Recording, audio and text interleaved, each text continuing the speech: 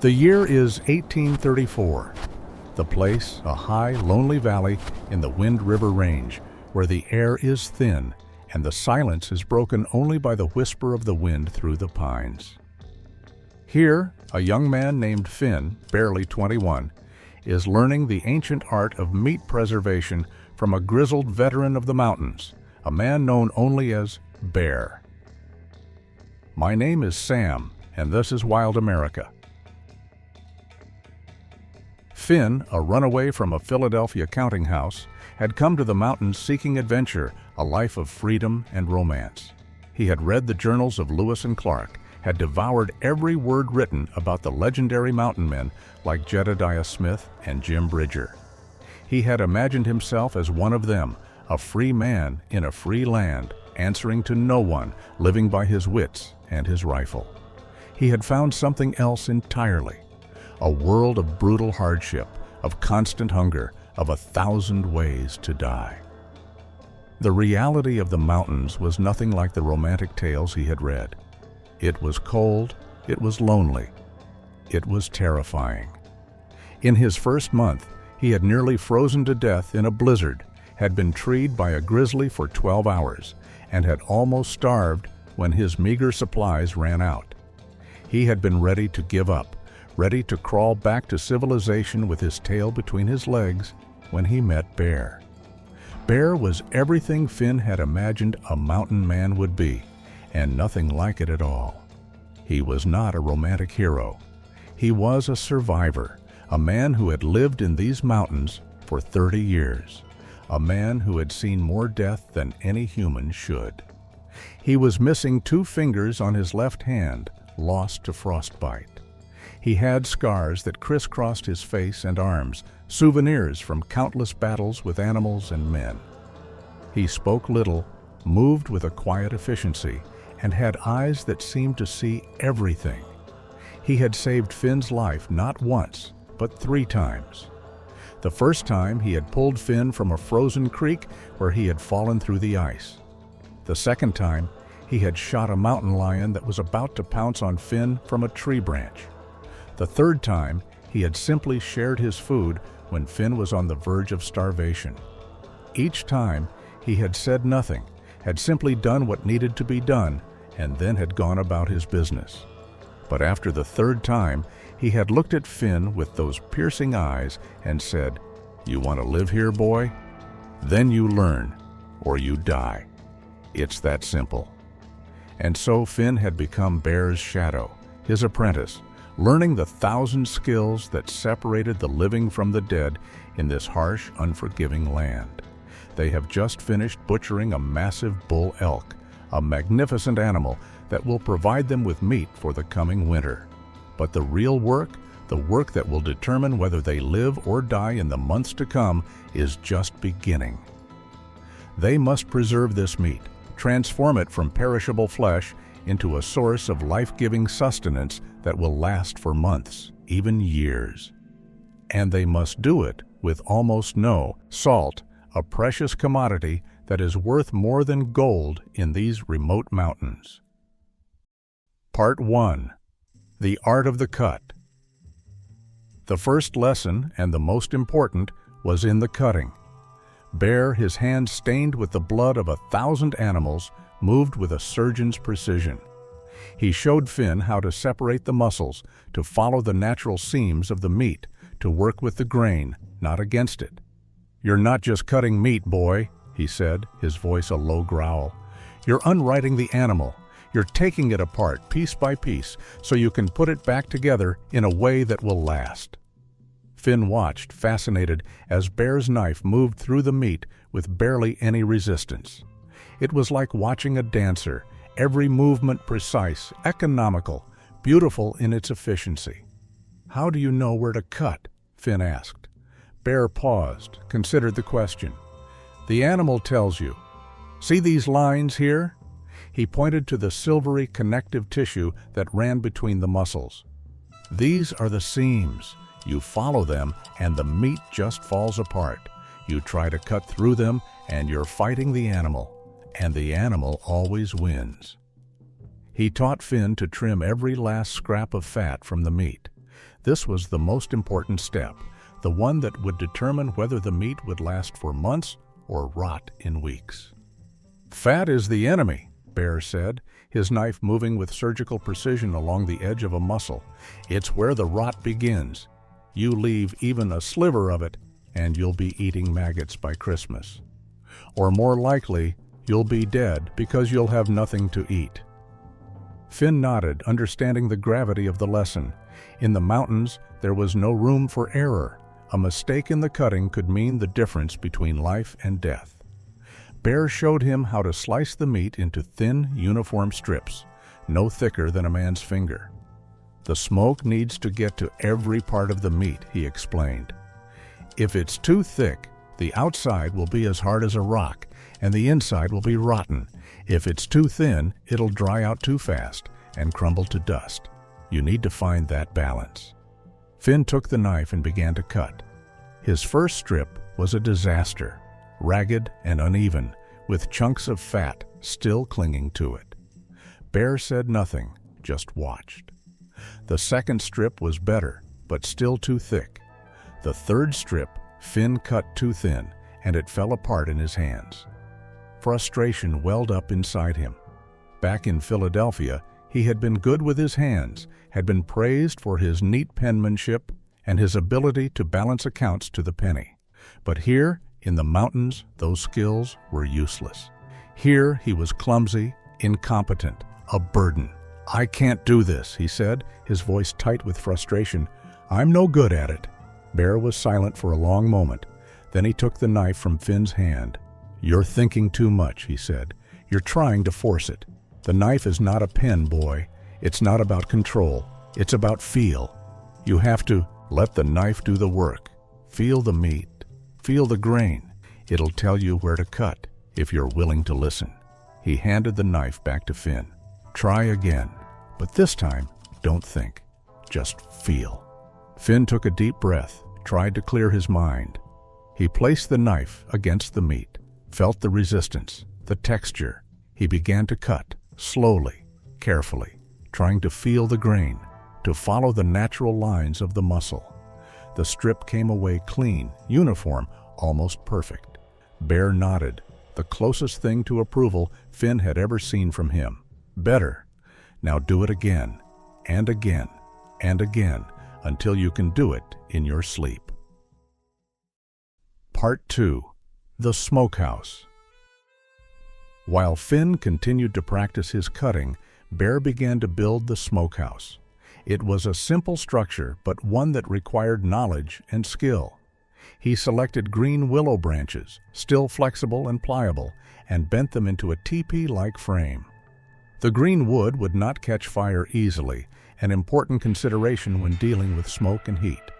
He covered the frame with the elk's own hide, the skin that had protected the animal in life, now serving to protect its meat in death.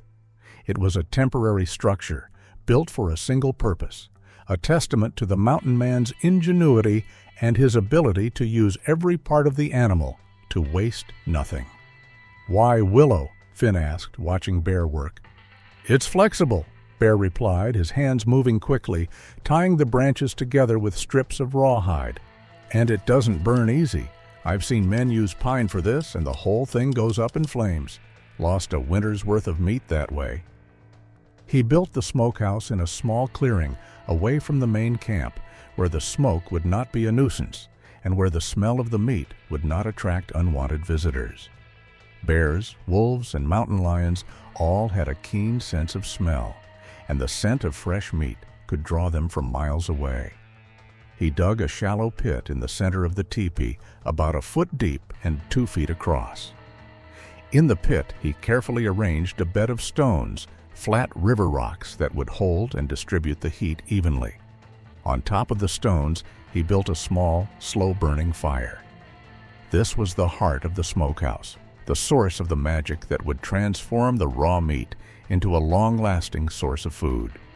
But it was a delicate balance. Too much heat, and the meat would cook. Too little, and it would not dry properly, and would rot. "The fire is not for cooking," Bear explained, his voice taking on the tone of a teacher. "It's for smoking. The temperature inside the smokehouse needs to stay low, barely above freezing. This is cold smoking. It's the only way to make meat last for months. What if it gets too hot? Finn asked. Then you've got cooked meat, Bear said. And cooked meat will last you a week, maybe 2 if you're lucky. But we need this meat to last through the winter, through the spring, maybe even into next summer. For that, you need cold smoke. He told Finn a story, one of the many hard lessons he had learned in his 30 years in the mountains. I knew a trapper once, name of Jack Coulter. Good man, knew the mountains as well as anyone. But he got impatient one winter, wanted to speed up the smoking process.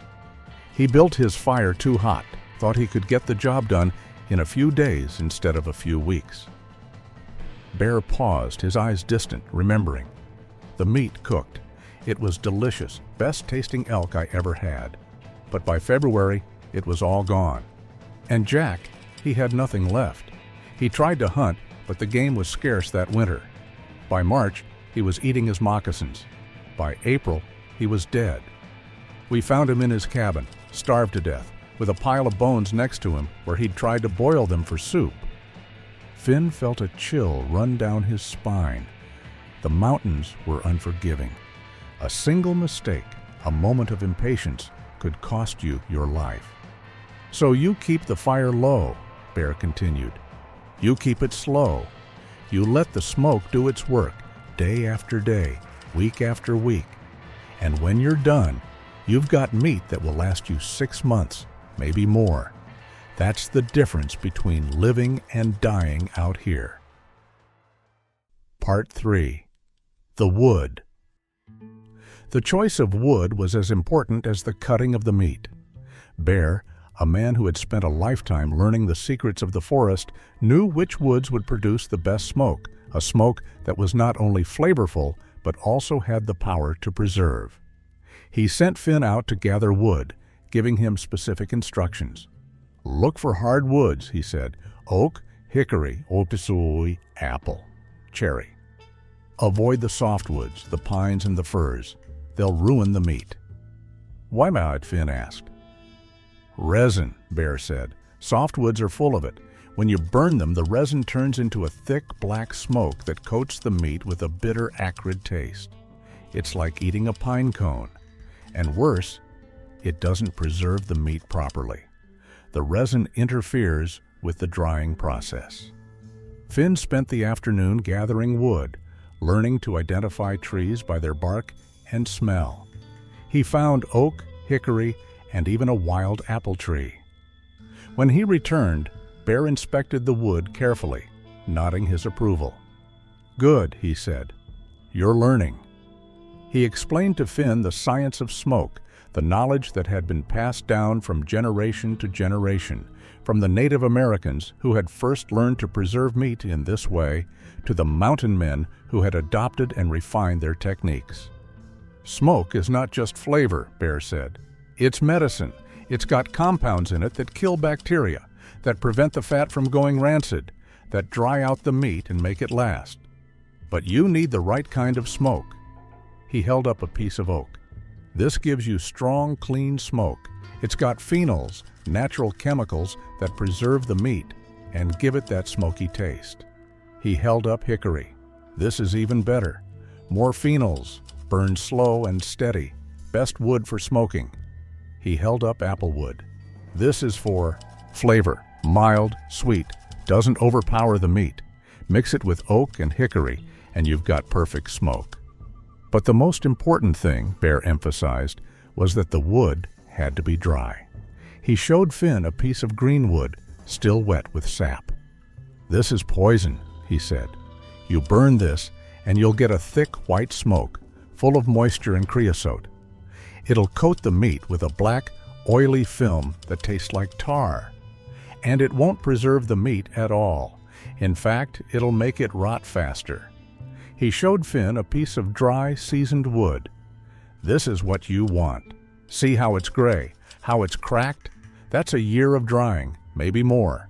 When you burn this, you get a thin blue smoke, almost invisible. That's the smoke that preserves the meat, that makes it last for months. Finn understood. In the mountains, knowledge was survival, and Bear was teaching him the knowledge that would keep him alive. Part 4. The Smoking. With the meat cut, the smokehouse built, and the wood selected, the smoking process could begin. Bear showed Finn how to hang the strips of meat from the willow frame using thin strips of rawhide to tie them in place. The strips had to be carefully spaced, with at least an inch between each piece, so that the smoke could circulate freely around each strip. If they're too close together, Bear explained, the smoke can't get to all the surfaces. And where the smoke doesn't reach, the rot begins. When all the meat was hung, Bear lit the fire. He used a piece of char cloth and a flint and steel, striking sparks until the cloth caught fire. He carefully transferred the glowing ember to a nest of dry grass and wood shavings, blowing gently until it burst into flame. He fed the flame with small twigs, then larger pieces of wood, building the fire slowly, patiently.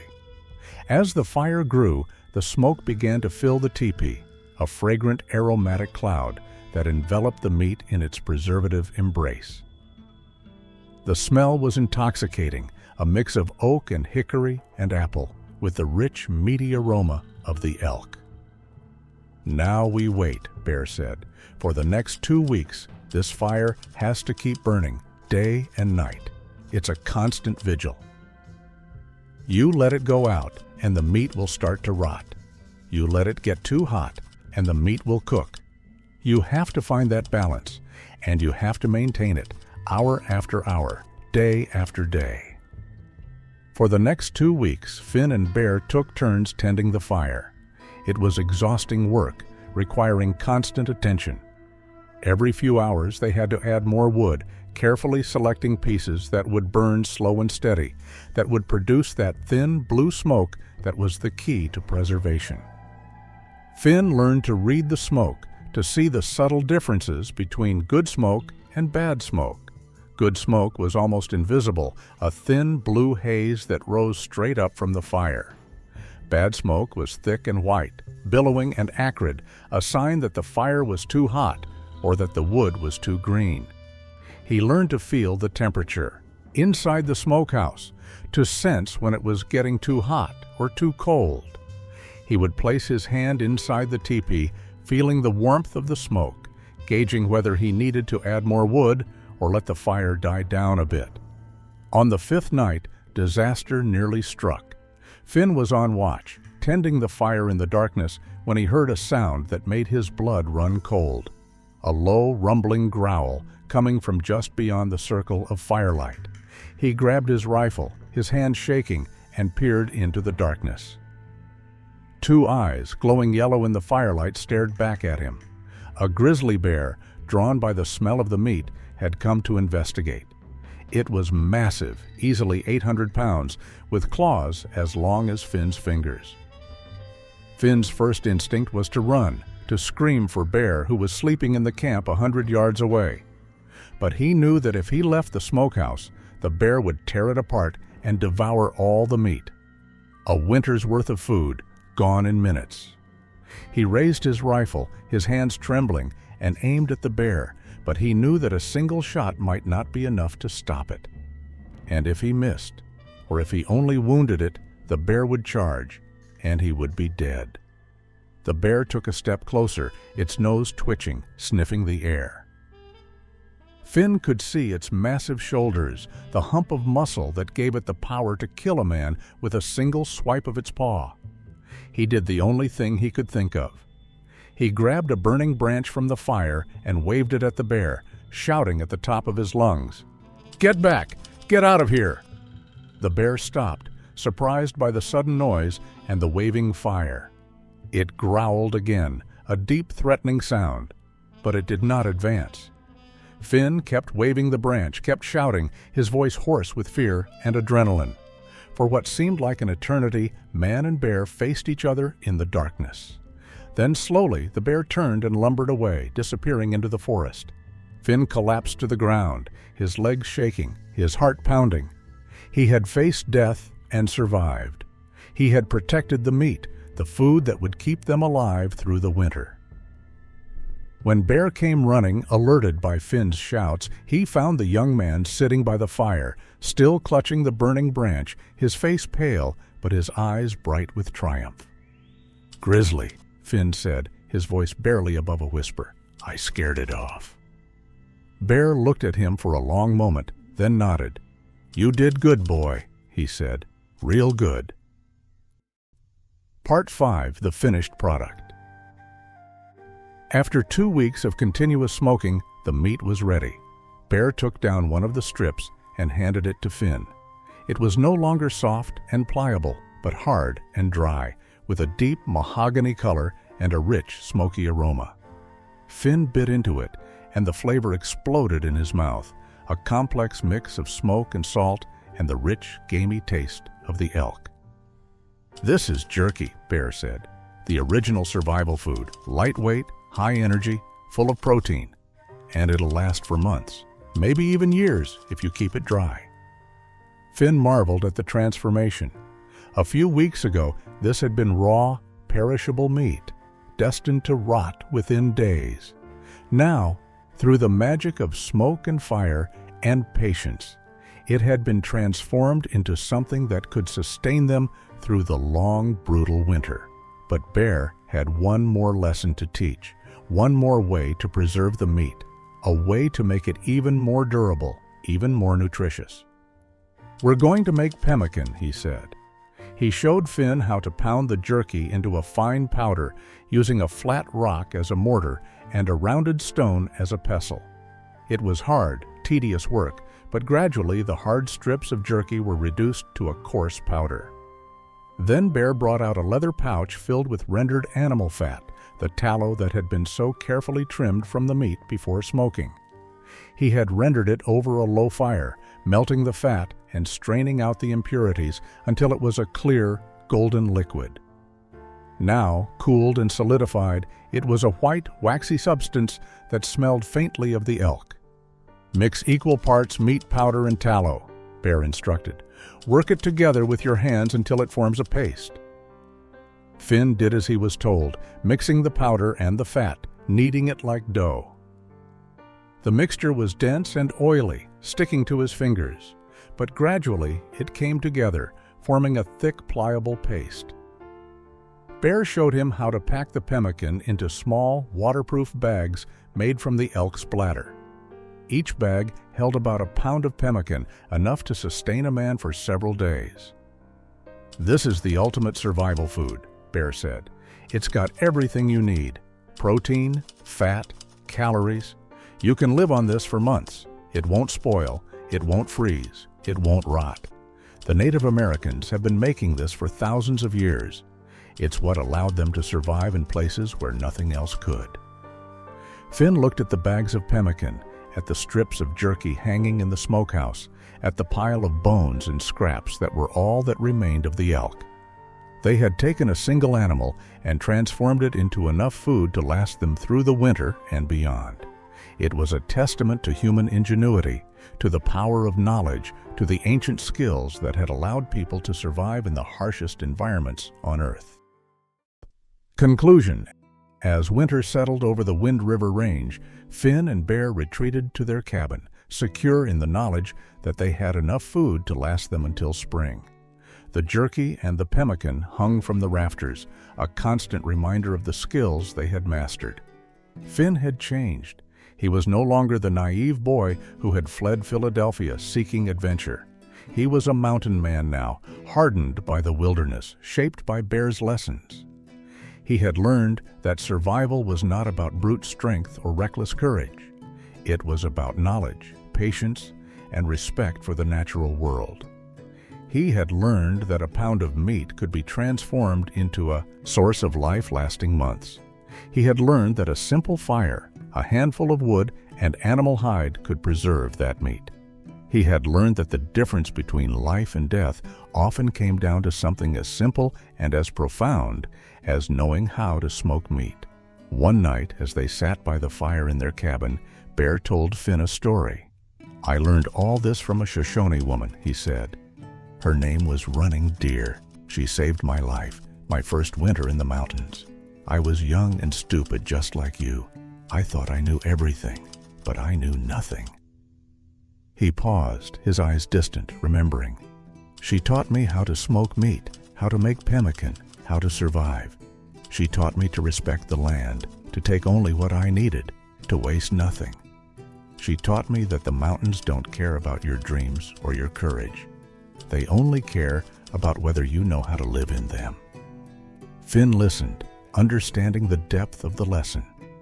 Bear was not just teaching him skills. He was passing on a tradition, a way of life, a philosophy of survival that had been refined over thousands of years.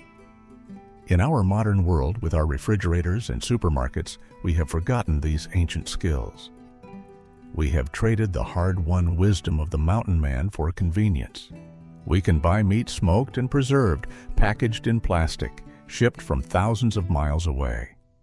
We no longer need to know how to smoke meat, how to make pemmican, how to survive on our own. But the lessons of the past are not lost forever.